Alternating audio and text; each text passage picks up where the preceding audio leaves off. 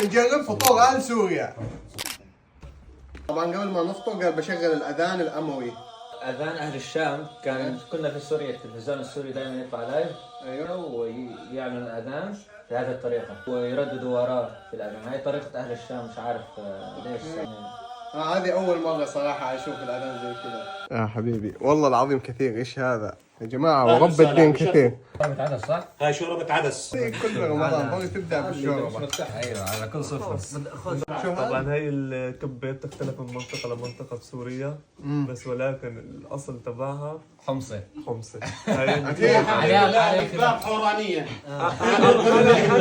صراع بين حلب وحمص. هذا دبس الرمان طبعا. مع الدبس الرمان خرافيه.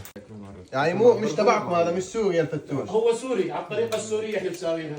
جبنا الفتوش والله خرافي لذيذ. جلاب يعني عصير. تمر هندي. تمر هندي. طعمه كذا كله تمر. تمر بس حلو. ايه عنب. ورق عريش بقولوا له. يا لنجي. بالخضار صح؟ ايوه بالخضار. بس فيه حموضه كذا. ايوه هي اصلا يعني كذا. بس ما كانت حموضتها كل ما كان احسن. لذيذه. هذه ايش يا احمد؟ هاي لحمه بالصينيه. طبعا في ناس ياكلوها في الخبز وفي ناس ياكلوها في المعلقه. بس كلها لحم ما شاء الله. الاكل السوري رقم واحد. فتة طبعا الخبز بيقولوا لها فتة وفي ناس بتقول لها تسقية. تسقية. نحن بسوريا بنقول لها تسقية. الله تبارك الله. اصل التسميه ايش هي؟ حمصيه؟ جامية يعني الاصل هي. مع الحمص طالع طعمها خرافي والله. شو؟ هاي الملوخية. الملوخية والرز. اول مره بشوف ملوخيه ورق. انا هذيك في مصر. يجي طعمها ملوخيه يعني بس مطبوخه. والله لذيذه. شوفوا كيف. هذه ايش هي؟ هاي اسمها فريكة مع الشاكرية. يعني بنغل هذا صح؟ هذا مو برغل. فريكة. من يعني فريكة شغل فريكة. النار بصير فريكة. يفركوا له يصير فريكة. هو قال لي احمد سوي الشاكريه. تطلع مرة رهيبه. هل هذه وجبه اساسيه بس في رمضان ولا باي وقت عادي تسويها؟ عادي في أي وقت.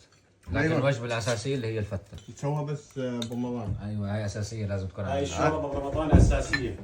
هي والفتوش. ايوه. والتسقية هاي ضروري كل فترة رمضان نحن بنساويها. والباقي كلها اطباق اساسيه بتسووها اي وقت. أي وقت بنساويها. انا من ادلب، حمصي، كردي، درعة. درعاوي. شو هذا؟ هاي ورباط قشطة. وربات قشطه. يا هلا. هذا الحلا بعد الفطور صح؟ هاي الآخرة. الآخرة تسموها. والله لذيذة. والله الحلا حقهم لذيذ. تاريخية والله خرافية. أكرمكم الله يا أهل سوريا. يا هلا وسهلا. حبيبي ما قصرتوا والله العظيم. يعطيكم ألف عافية.